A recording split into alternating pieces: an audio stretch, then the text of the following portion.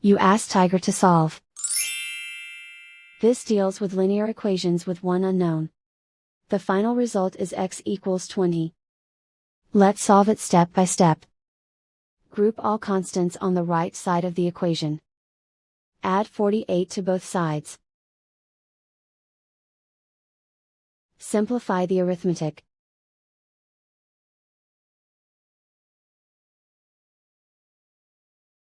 Isolate the x. Divide both sides by 3. Simplify the fraction. Find the greatest common factor of the numerator and denominator. Factor out and cancel the greatest common factor.